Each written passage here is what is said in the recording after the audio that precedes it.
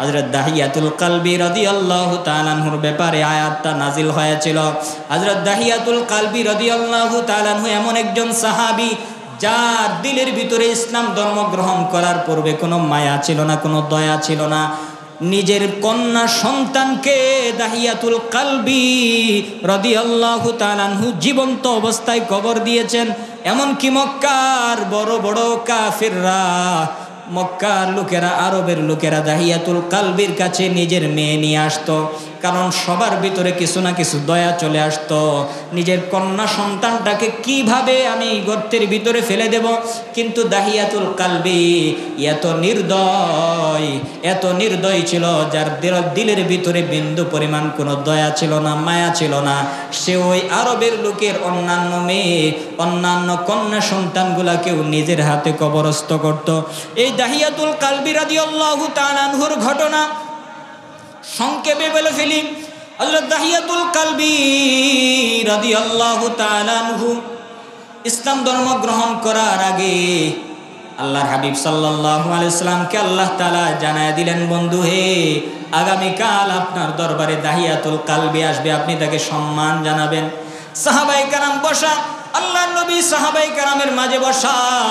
সকাল হতে না হতে দাহিয়াতুল কালবি মনটা খারাপ করে দিয়া আনমনা অবস্থায় আল্লাহর রাসূলের দরবারে হাজির হয়ে গেছে। সুবহানাল্লাহ।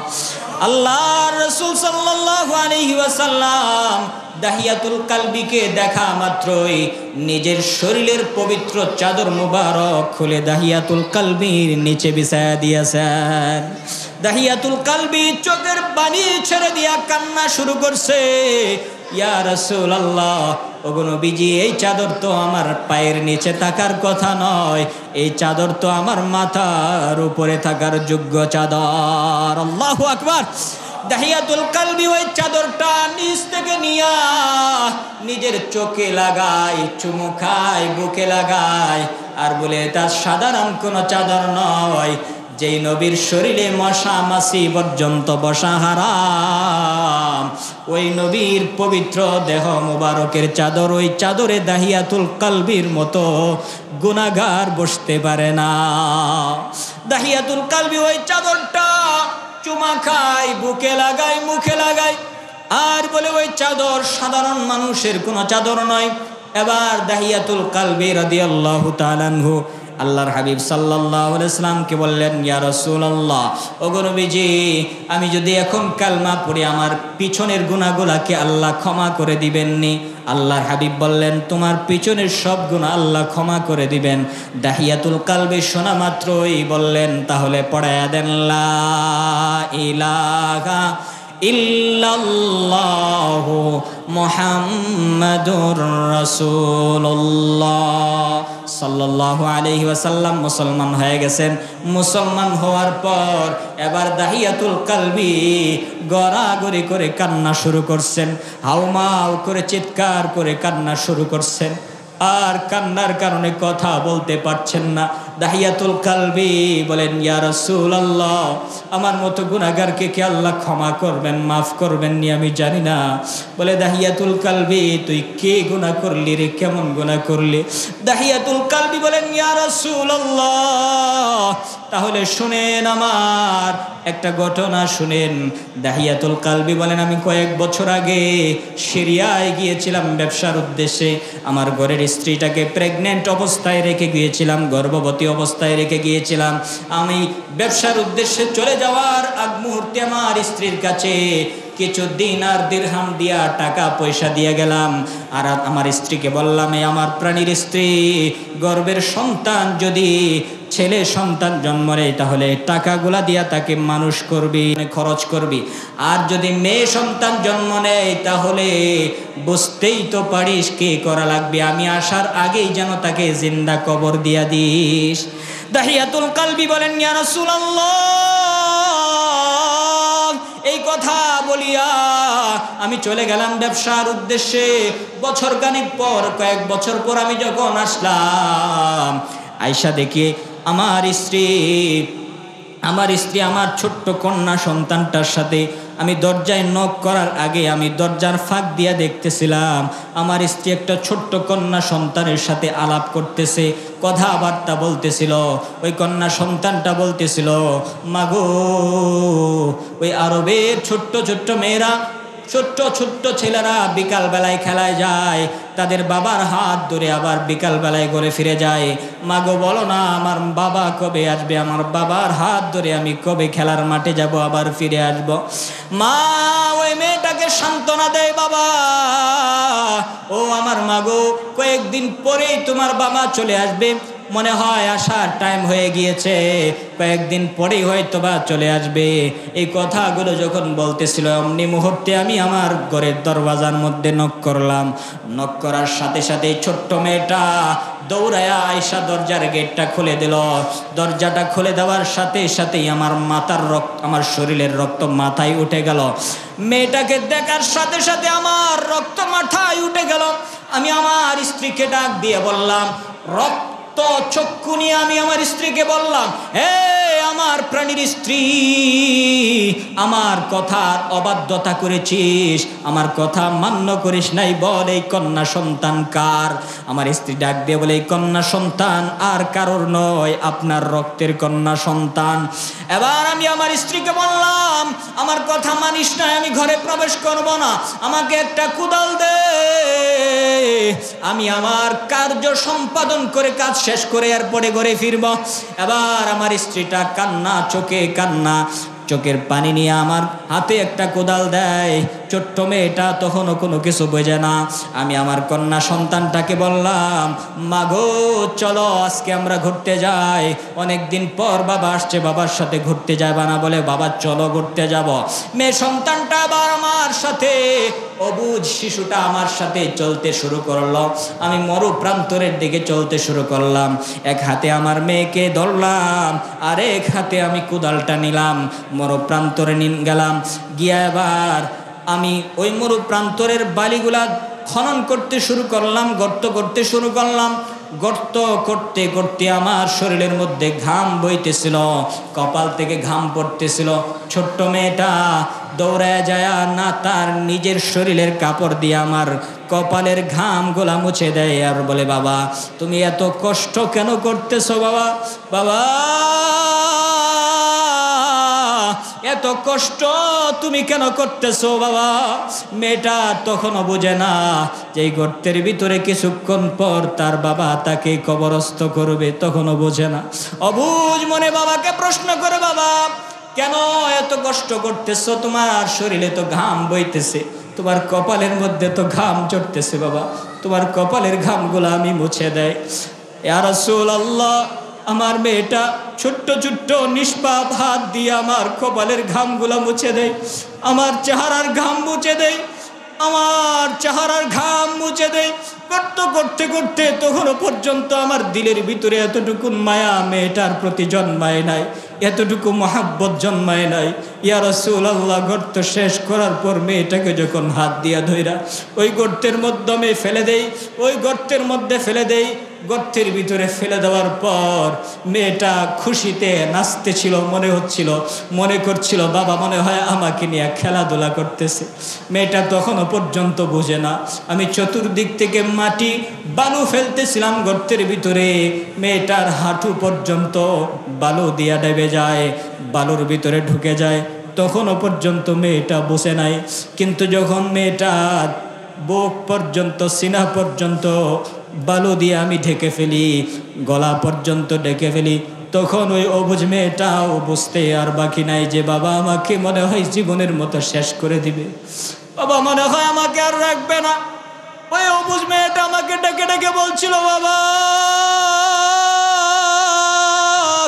এই আরবের লোকেরা আমি কন্যা সন্তানের কারণে যদি তোমাকে কেউ গালমন্দ করে, তোমাকে কেউ সমাজে জায়গা না দেয়, বাবা কথা দিলাম রে বাবা কোনোদিন তোমার পরিচয় দেব না, কোনোদিন তোমার কাছে আসবো না বাবা, এর বিনিময়ে হলেও তুমি আমার জান ভিক্ষা দাও, আমাকে ছেড়ে দাও বাবা, আমাকে জানে মাইরো না ও বাবা, আমাকে জানে মাইরো না, আমার জান ভিক্ষা দাও। ওই মেয়েটা এভাবে অবুঝ শিশুটা কান্না করে করে বলতেছিল, ইয়া রাসূলুল্লাহ, ওগো নবীজি, আমার দিলের ভিতরে এতটুকুন মায়া ছিল না, আমি এত নির্দয় ছিলাম, আমি এত পাষাণ ছিলাম, আমার দিলের ভিতরে এতটুকুন মায়া তখনও আসে নাই যে আমার মেয়েটাকে আমি নিয়ে আসি। কিন্তু আমি আমার মেয়েটার মুখের উপরে বালু দিতে শুরু করলাম, চেহারার উপরে বালু দিতে শুরু করলাম, মাটি দিতে শুরু করলাম।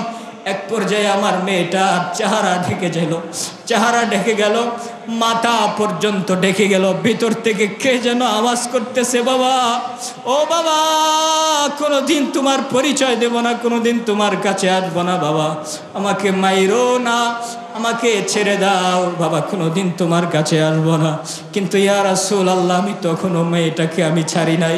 আমি মেয়েটাকে কবরস্থ করে যখন বাসায় ফিরলাম, খাবার যখন হাতে নিলাম, খাবার হাতে নেওয়ার পর আমি যখন খাইতে গেলাম, তখন আমার হাত কাঁপতেছিল, আমার কানের মধ্যে কে যেন আওয়াজ দিচ্ছিল, রে দাহিয়া, এ দাহিয়া, এ অবুঝ শিশুটাকে কবরস্থ করে আসলি, তোর গলা দিয়া কেমনে খাবার ঢুকবে রে দাহিয়া? ইয়া রাসূলুল্লাহ, তখন থেকে আমি খাইতে পারি না, ঘুমাইতে পারি না। ঘুমাইতে গেলেও আমার কন্যা সন্তানের কথা মনে হয়, খাবার খাইতে গেলেও আমার মেয়েটার কথা মনে হয়। শেষ পর্যন্ত আপনার দরবারে চলে আসলাম। ইয়া রাসূলুল্লাহ, বলেন, আমি এই যে গুনাহ করলাম, জীবন্ত কন্যা সন্তানকে খবরস্থ করলাম, আমাকে কি আল্লাহ ক্ষমা করবেননি? আল্লাহ তাআলা দাহিয়াতুল কালবি উপস্থিত থাকা অবস্থায় আয়াত নাজিল করে জানায় দিলেন, ইল্লা মা তাব, ইল্লা মান তাবা ওয়া আমানা ওয়া আমিলা আমালান সালিহা। যারা তওবা করবে, কুফরি করার পরে, গুনাহ করার পরে, কতল করার পরে, হত্যা করার পরে যারা তওবা করবে, আল্লাহর দিকে ফিরে আসবে, ওয়া আমিলা সালিহা, এবং নেক আমল করবে, ফাউলাইকা ইউবাদদিলুল্লাহু সাইয়্যাতিহিম হাসানাত। আল্লাহ তাআলা শুধু ক্ষমা করবেন তাই নয়, আল্লাহ তাআলা তার গুনাহগুলো মাফ করে গুনার জায়গায় নেকি দিয়া ভরপুর করে দেবেন। সুবহানাল্লাহ। এরপরেও দাহিয়াতুল কালবির মন ভরে না, আরো কান্না করতেছে। একটু পর জিবরিল আবার আয়াত নিয়া হাজির হয়ে গেলেন, ইন্নাল্লাহা ইয়াগফিরুয যুনুবা জামিআ। আরে দাহিয়া, তুই যাই না রাখ, আল্লাহ সব গুনাহ ক্ষমা করে দেন। আল্লাহ কোনো গুনাহ রাখেন না, যখন বান্দা তওবা করেন আল্লাহ সব গুনাহ ক্ষমা করে দেন। এরপরেও দাহিয়ার মন ভরে না, আবারও জিবরিল আয়াত নিয়া নাজিল হয়ে গেলেন, ইন্নাহু হুয়াল গফুরুর রহিম। নিশ্চয় আল্লাহ ক্ষমাশীল এবং দয়ালু, নিশ্চয় কোনো সন্দেহ নাই, কোনো সন্দেহ নাই, কোনো সন্দেহ নাই, আল্লাহ ক্ষমাশীল এবং দয়ালু। সুবহানাল্লাহ। আল্লাহ তাআলা দাহিয়াতুল কালবিকে এত মর্যাদা দান করেছিলেন। ওই দাহিয়াতুল কালবির সূরতের পর থেকে জিবরিল যখনই নবীজির কাছে আসতেন, তখনই দাহিয়াতুল কালবির চেহারার আকৃতি নিয়ে নবীজির কাছে আসতেন। সুবহানাল্লাহ। তওবার ফজিলত, ইস্তিগফারের ফজিলত এত বেশি, বান্দাকে আল্লাহ তাআলা ফেরেশতার সমতুল্য বানায় দেন। ফেরেশতার কোনো গুনাহ নাই, ফেরেশতার সমতুল্য বানায় দেয় আল্লাহ। শুধুমাত্র তওবার কারণে, ইস্তিগফারের কারণে আমরা বেশি বেশি করে ইস্তিগফার করব, বেশি বেশি করে তওবা করব। আল্লাহ সুবহানাহু ওয়া তাআলা আমাদের সবাইকে বেশি বেশি ইস্তিগফার করার তৌফিক দান করেন। সকলে বলে আমিন। আল্লাহর হাবিব বলেন, ওয়া ইন্নী আস্তাগফিরু ফিল ইয়াউমি মিআতা মাররাতিন। আমি প্রতিদিন আল্লাহর কাছে 100 বার, এক রিওয়ায়াতের মধ্যে আসছে 100 বার, আরেক রিওয়ায়াতের মধ্যে আসছে 100 বারের চেয়েও বেশি আল্লাহর কাছে ইস্তিগফার পড়ি। সুবহানাল্লাহ। আল্লাহ তাআলা কোরআনুল কারীমের মধ্যে ইরশাদ করেছেন, লিয়াগফিরা লাকাল্লাহু মা তাকদ্দামা মিন যামবিকা ওয়া মা তাআখার। বন্ধু, আপনার আগে পিছে সমস্ত গুনাহ আল্লাহ মাফ করে দিয়েছেন। প্রশ্ন আসে, হুজুর, রাসূলুল্লাহ সাল্লাল্লাহু আলাইহি ওয়াসাল্লামের জীবনে তো কোনো গুনাহ নাই, এরপরেও ইস্তিগফার কেন পড়লেন, তওবা কেন করলেন? বলে উম্মতকে শিক্ষা দেওয়ার জন্য তওবা করছেন। উম্মত, আমি নবীর গুনাহ নাই, এরপরেও প্রতিদিন 100 বার করে তওবা করি, 100 বার করে ইস্তেগফার পড়ি। আর আমার আপনার জীবনের তো গুনাহের কোনো শেষ নাই। সকাল শুরু হয় গুনাহ দিয়া, ঘুমানোর আগ পর্যন্ত গুনাহ। ডানে গুনাহ, সামনে গুনাহ, হাতের গুনাহ, পায়ের গুনাহ, চোখের গুনাহ, সব দিক থেকেই গুনাহ আর গুনাহ, গুনাহ আর গুনাহ। তাহলে আমার আপনার দৈনিক কি পরিমাণ ইস্তেগফার করা লাগবে? আমার আপনার জীবনে এত গুনাহ, এত বেশি গুনাহ, যদি আমি আপনি দৈনিক 1000 বারও ইস্তেগফার পড়ি, আমার মনে হয় আমাদের গুনাহ আল্লাহ মাফ করবেন না, কারণ এত বেশি গুনাহ আমরা করছি। আমাদের গুনাহের জন্য দৈনিক 1000 বারেরও বেশি ইস্তেগফার পড়া উচিত, কারণ আমরা সকাল থেকে সন্ধ্যা পর্যন্ত, ঘুম পর্যন্ত শুধু গুনাহ আর গুনাহ। নেকের কাজ আর কয়টা হয়? এজন্য আল্লাহর হাবিব উম্মতদেরকে শিক্ষা দেওয়ার জন্য বলতেছেন, উম্মত, আমি নবীর গুনাহ নাই, এরপরেও আমি নবী প্রতিদিন 100 বারের চেয়েও বেশি ইস্তেগফার পড়ি। আস্তাগফিরুল্লাহ, আস্তাগফিরুল্লাহ। ইস্তেগফারের সংক্ষিপ্ত রূপ এটা। ইস্তেগফারের একদম সংক্ষেপ শব্দ দিয়ে ইস্তেগফার করা। আস্তাগফিরুল্লাহ, আস্তাগফিরুল্লাহ, আস্তাগফিরুল্লাহ। আল্লাহ, আমি আমার গুনাহ আপনার কাছে ক্ষমা চাই, আর কারো কাছে ক্ষমা চাই না। আস্তাগফিরুল্লাহ, আস্তাগফিরুল্লাহ, আস্তাগফিরুল্লাহ। ইস্তেগফারের সবচাইতে সংক্ষিপ্ত রূপ এটা। এই ইস্তেগফার পড়ার ফজিলত অনেক বেশি, অনেক বেশি। এই ইস্তেগফার যে ব্যক্তি নিয়মিত পাঠ করে, আল্লাহ তাআলা তাকে মুস্তাজাবুদ দাওয়াত বানায় দেয়। সুবহানাল্লাহ। মুস্তাজাবুদ দাওয়াত কাকে বলে জানেন? মুস্তাজাবুদ দাওয়াত বলা হয় যে ব্যক্তির মোনাজাত আল্লাহ তাআলা কবুল করে নেয়। হাত তুলতে দেরি হয়, কিন্তু তার মোনাজাত আল্লাহ কবুল করতে দেরি হয় না। সুবহানাল্লাহ। এদেরকে মুস্তাজাবুদ দাওয়াত বলা হয়। এরা সচরাচর হয় না উম্মতের মধ্যে। উম্মতের মধ্যে সচরাচর মুস্তাজাবুদ দাওয়া হয় না। মুস্তাজাবুদ দাওয়া যে ব্যক্তি মোনাজাত করতে দেরি হয়, আল্লাহ তার মোনাজাত কবুল করতে দেরি হয় না। ইস্তেগফার যে ব্যক্তি বেশি বেশি পড়বে, আল্লাহ তাআলা তাকে মুস্তাজাবুদ দাওয়া বানায় দিবেন। আমাদের 4 ইমামের মধ্যে একজন ইমাম ছিলেন ইমাম আহমদ ইবনে হাম্বল রাহমাতুল্লাহি আলাইহি। আমরা সকলেই নাম শুনেছি ইমাম আহমদ ইবনে হাম্বল রাহমাতুল্লাহি আলাইহি। 4 ইমামের একজন ইমাম ছিলেন, হাম্বলি মাযহাবের সম্মানিত ইমাম। তো ইমাম আহমদ ইবনে হাম্বল রাহমাতুল্লাহি আলাইহি দ্বীনি কাজে সফরে বের হয়েছেন। সফর করতে করতে রাত হয়ে গেছে। রাত্রিবেলায় যখন ফিরে আসবেন, কোথাও মসজিদে থাকা যায় কিনা খুঁজতেছেন, মসজিদ খুঁজতেছেন। কিন্তু এশার নামাজের পর মুয়াজ্জিন সাহেব, মসজিদের খাদেম সাহেব মসজিদের দরওয়াজা বন্ধ করে চলে গিয়েছে। খাদেম সাহেবকে বলল, খাদেম, ও মসজিদের খাদেম, আল্লাহর বান্দা, আমি একজন মুসাফির মানুষ, সফর করতে করতে দেরি হয়ে গিয়েছে, আজকে রাত্রিটা মসজিদে কাটানো যাবে কি? বলে, অপরিচিত লোককে তো মসজিদে জায়গা দেওয়া যায় না, অপরিচিত ব্যক্তিকে তো মসজিদে জায়গা দেওয়া যায় না, আপনি অন্য কোথাও দেখতে পারেন। ওই খাদেম আর বুঝে নাই উনি জামানার শ্রেষ্ঠ আলেম আহমদ ইবনে হাম্বল। সুবহানাল্লাহ।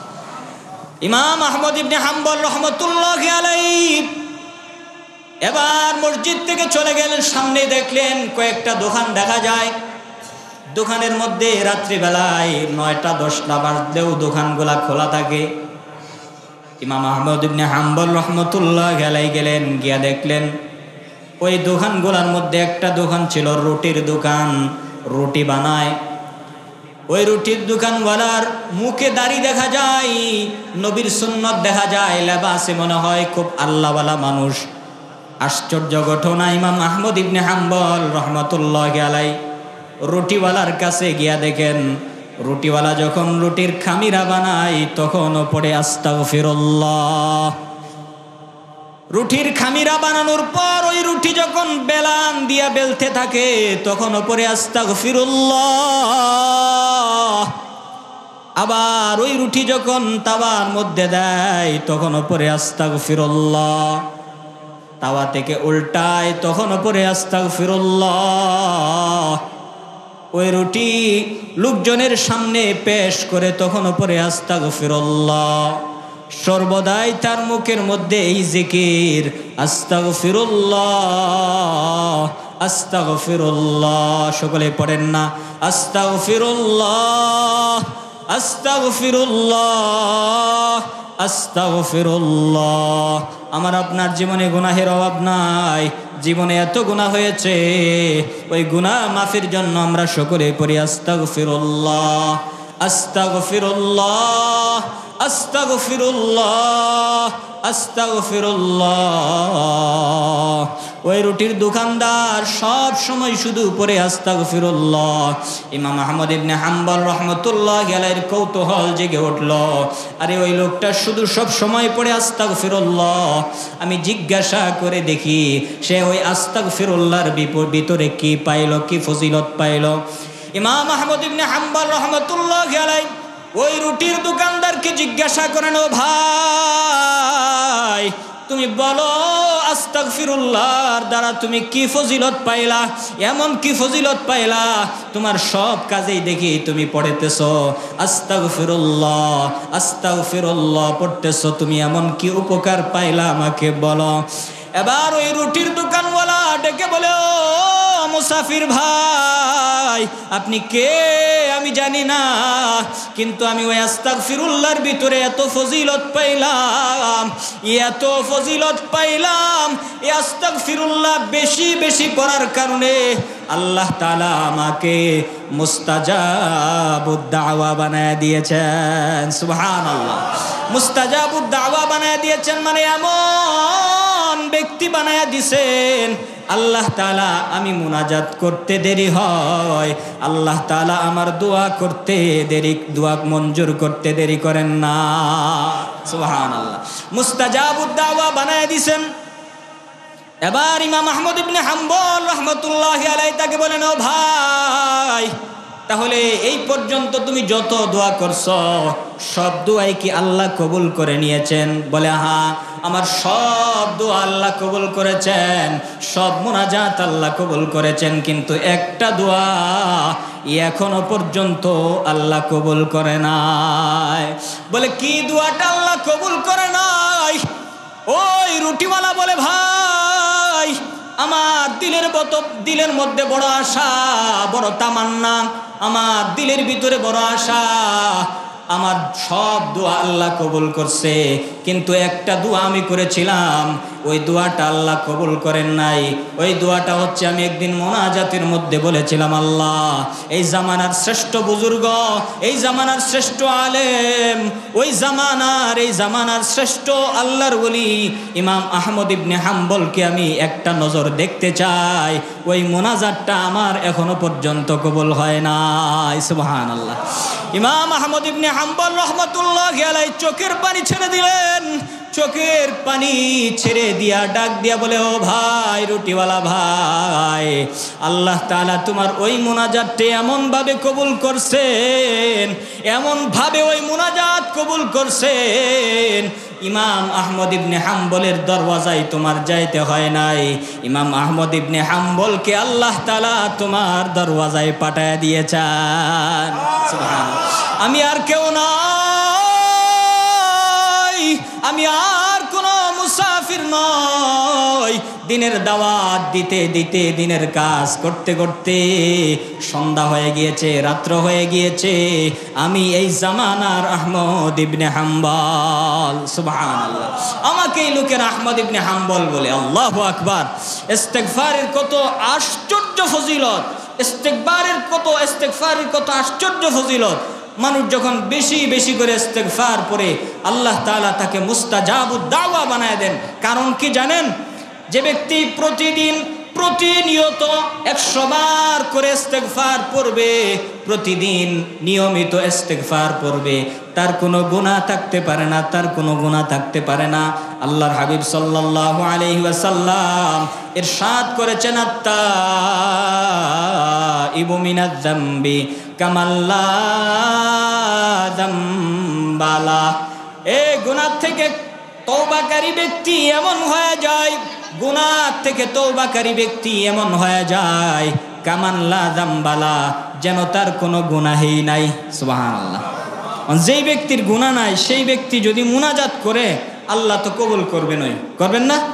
যেই ব্যক্তির কোনো গুনাহ নাই, হারামের কোনো গুনাহ তার জবানে লাগে না, হারাম খাওয়ার কোনো গুনাহ তার জবানের মধ্যে লাগে না, হারাম শোনার গুনাহ তার কানের মধ্যে স্পর্শ করে না, হারাম দেখার গুনাহ তার চোখের মধ্যে নাই, হারাম স্পর্শের গুনাহ তার হাতের মধ্যে নাই, হারাম দিকে চলার গুনাহ তার পায়ের মধ্যে নাই, এমন ব্যক্তি যখন মুনাজাত করবে তো আল্লাহ তাআলা তো কবুল করবেনই। তার কারণ সেই ব্যক্তির কোনো গুনাহ নাই। সেই ব্যক্তি এমন যেন নিষ্পাপ শিশু বাচ্চা জন্ম নেয়, মায়ের গর্ভ থেকে যেমন জন্ম নেয়, কোনো গুনাহ থাকে না, ওই ব্যক্তিটাও তেমন নিষ্পাপ হয়ে যায়। সুবহানাল্লাহ, সুবহানাল্লাহ। এজন্য বলো আমাদের প্রত্যেকের উচিত আমাদের জিন্দেগানির জন্য প্রতিদিন নিয়মিত করে ইস্তেগফার পড়া, আল্লাহর কাছে তওবা করা। আসেন, ফিরে আসেন আল্লাহর দিকে। হে যুবক ভাই, হে বৃদ্ধ বাবা, হে পথ ভোলা ভাই, আসেন আল্লাহর দিকে ফিরে আসি। চলেন মসজিদের দিকে, চলেন 5 ওয়াক্ত নামাজ ধরি, চলেন মিথ্যা কথা ছেড়ে দেই, চলেন গুনাহের কাজ ছেড়ে দেই, চলেন আল্লাহর হুকুম মতো জিন্দেগিটা পরিচালনা করি। দেখেন শান্তি কোত্থেকে আসে, শান্তি কোথার থেকে আসে। টাকা পয়সা শান্তি দেয় না, আমার ঘর বাড়ি দালান কোঠা এগুলা শান্তি দেয় না। কই, টাকা পয়সায় যদি শান্তি দিত, ধন দৌলতি যদি শান্তি দিত, তাহলে 10 তলায় বাড়ি, 10 তলা বাড়ি, ওই 10 তলার উপরে থাইকা এসির ভিতরে থাইকাও ঘুম আসে না কেন?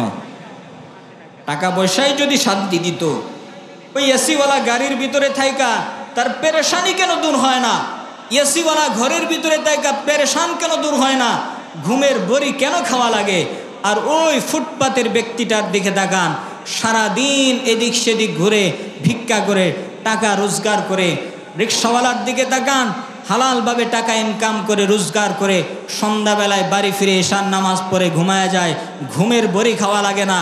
আল্লাহ বলে শান্তি তো উপর থেকে আসে, টাকা পয়সা শান্তি দেয় না, টাকা পয়সা শান্তি দেয় না। আল্লাহর বিধান মানার ভিতরে শান্তি। ومن أعرض عن ذكري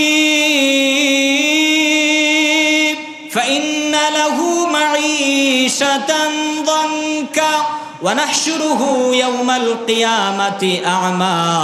আল্লাহ তাআলা বলেন ওয়ামান আ'রাদা আন যিকরি, যে ব্যক্তি আমার জিকির থেকে বিমুখতা অবলম্বন করলো, আমার স্মরণ থেকে বিমুখতা অবলম্বন করলো, আমার স্মরণ থেকে মুখ ফিরিয়ে নিল, নামাজ থেকে মুখ ফিরিয়ে নিল, জিকির থেকে মুখ ফিরিয়ে নিল, ফাইন্না লাহু মাঈশাতান দানকা, আমি আল্লাহ তার দুনিয়ার জিন্দেগিটা সংকীর্ণ করে দেই, সংকীর্ণ করে দেই। যদিও টাকা পয়সার দিক দিয়া সে অনেক প্রশস্ত থাকে, কিন্তু মনের দিক দিয়া, শান্তির দিক দিয়া আমি তার দিলটাকে সংকীর্ণ করে দেই, ফলে কোনো শান্তি পায় না। এসিওয়ালা গাড়িতে ঘুরে, এসিওয়ালা বাড়িতে 10 তলা বিল্ডিংয়ের উপরে থাকে, থাকিয়াও তার কেমন যেন শান্তি পায় না। কারণ হচ্ছে ওয়ামান আ'রাদা আন যিকরি, ওই কোরআন থেকে সে মুখ ফিরিয়ে নিয়েছে, নামাজ থেকে মুখ ফিরিয়ে নিয়েছে, আল্লাহর স্মরণ থেকে সে মুখ ফিরিয়ে নিয়েছে। এজন্য তার দিলের ভিতরে আর শান্তি নাই, শান্তি নাই। এজন্য আসেন আমরা আল্লাহর দিকে ফিরে আসি।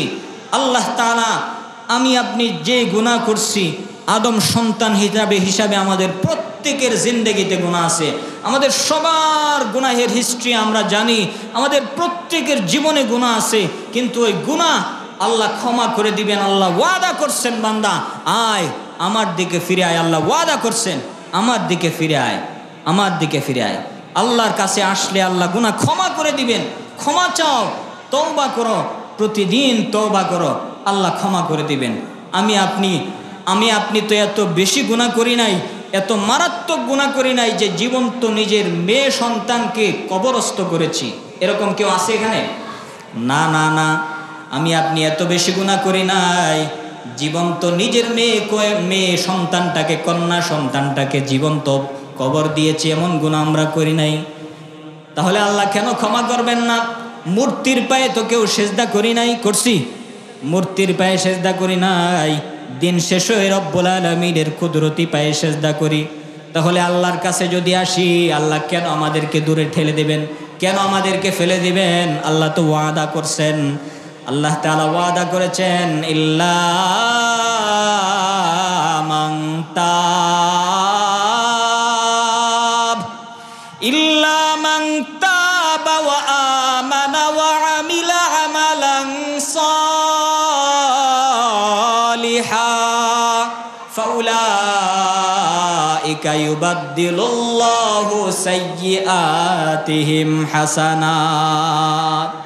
আল্লাহ বলেন যারা তওবা করবে, ইল্লা মান তাবা ওয়া আমানা ওয়া আমিলা আমালান সালিহা, তওবা করার পর ঈমান আনবে, নেক আমল করবে, আল্লাহ তাআলা বলেন ফাউলাইকা ইউবাদদিলুল্লাহু সাইয়্যাতিহিম হাসানাত, আমি ওই বান্দার জিন্দেগীর সমস্ত গুনাহ ক্ষমা করে দেব তো দেবই, তার ওই গুনাহের জায়গাগুলা আমি আল্লাহ নেকি দিয়া পরিবর্তন করে দেব। সুবহানাল্লাহ, নেকি দিয়া ভরপুর করে দেব। দেখেন আমরা জীবনে অনেক গুনাহ করছি, ওই গুনাহের জায়গা যদি আল্লাহ মাফ করে দেন, খালি হয়ে যাবে না আমলনামা? ওই খালি জায়গাটা আল্লাহ নেকি দিয়া ভরপুর করে দেবেন। সুবহানাল্লাহ। এইজন্য আল্লাহ বলেন, ইন্নাল্লাহা ইয়াগফিরুয যুনুবা জামিআ, আল্লাহ তাআলা সমস্ত গুনাহ ক্ষমাশীল, সমস্ত গুনাহ আল্লাহ মাফ করে দেন।